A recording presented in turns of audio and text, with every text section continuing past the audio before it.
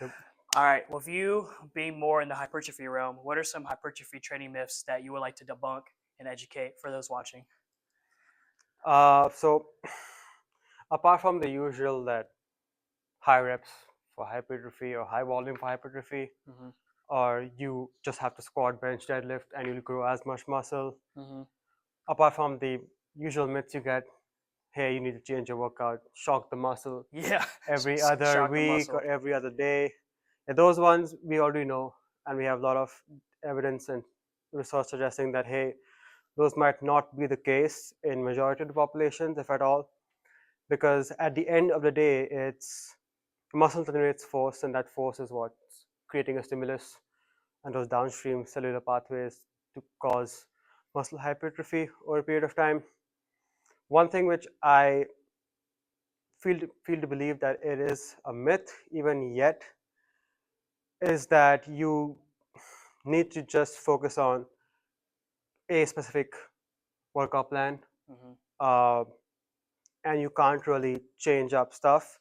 Again, I know this is contradicting what I said earlier, but you can have dedicated time slots or periods of training where you can focus on a given set of exercises, but then you can always switch. And I think switching will make it far better Mm-hmm. because exercise selection and manipulation are big opportunities for you to capture if you're trying to milk out like the most amount of gains you can.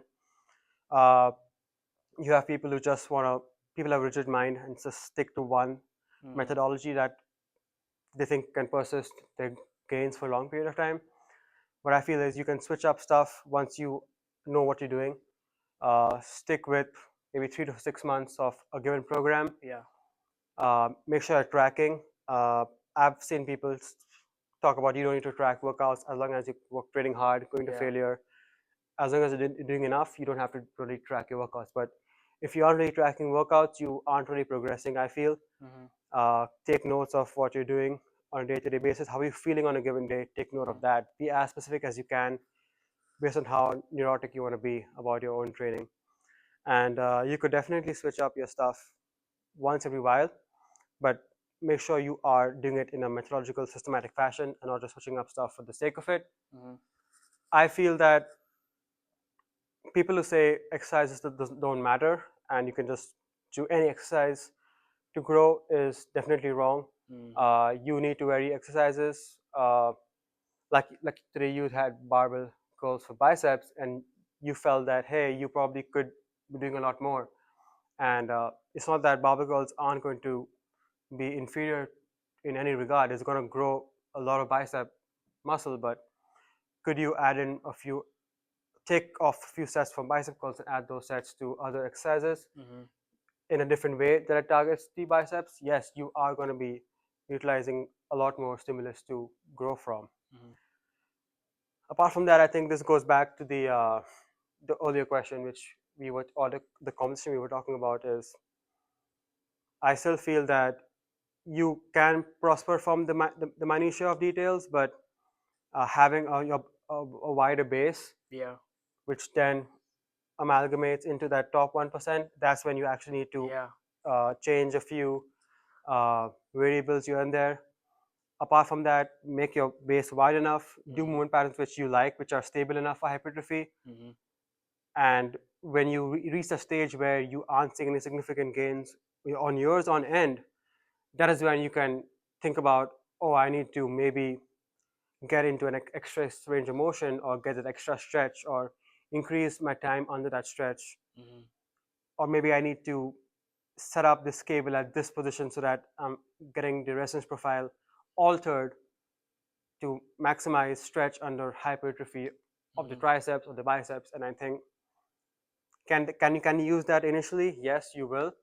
Uh, but what's the harm of building a wider base Yeah. and then taper towards the more specific uh, goals that you need to incur to maybe peak for a bodybuilding show or do maybe whatever your goal is, Yeah. That's actually I said that in the previous video. I saw that. Wider base, higher peak. Yeah.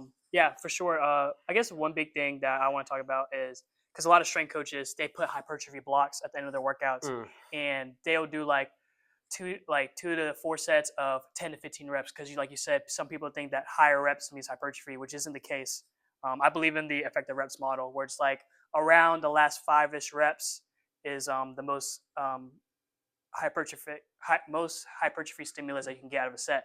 So if you do a set of 15, all those reps leading up to like the last 5-ish reps, those are just getting towards those last 5. Like there's no like big stimulus from those first 10 reps. The only thing that it really does is provide more it inserts more fatigue in the muscle, so it might actually delay recovery or stunt the hypertrophy stimulus. And as an athlete, like you have so much practice, so many games, you really don't want to be inducing more fatigue in the training.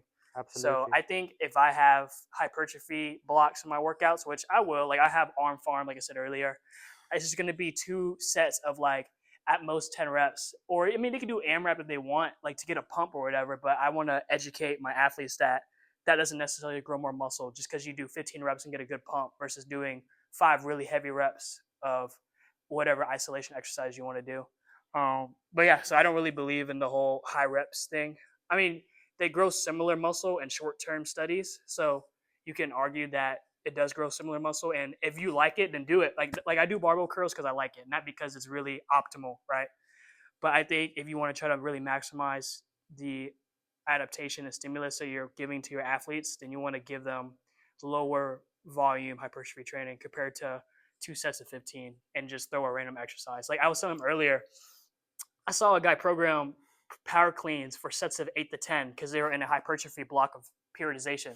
That doesn't even make sense. Like just because you're doing more reps doesn't mean it's more muscle growth. Plus, power cleans are a terrible exercise to be doing 8+ reps. So yeah, you got any more questions for me?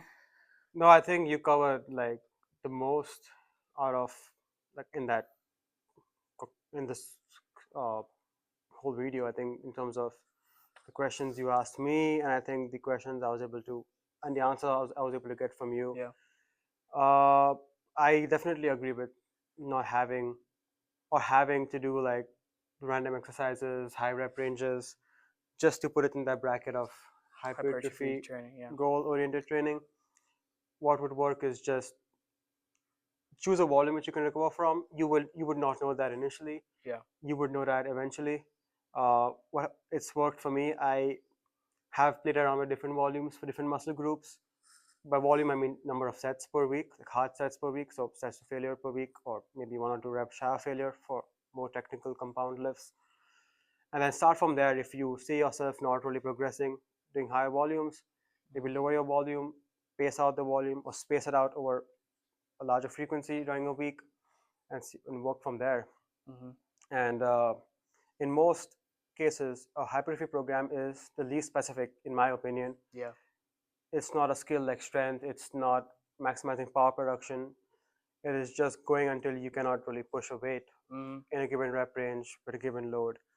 So I feel it's easier than trying to peak for a powerlifting competition or trying to get that extra few pounds on your clean and jerk or snatch. Mm-hmm.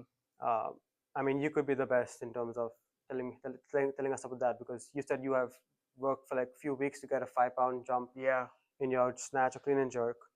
Although it's still a new skill for you, but you still are progressing at a slower rate. Mm-hmm. That's just because how power is a lot sensitive to fatigue, and you need to manage those skills a lot more compared Yeah. to trying to build muscle.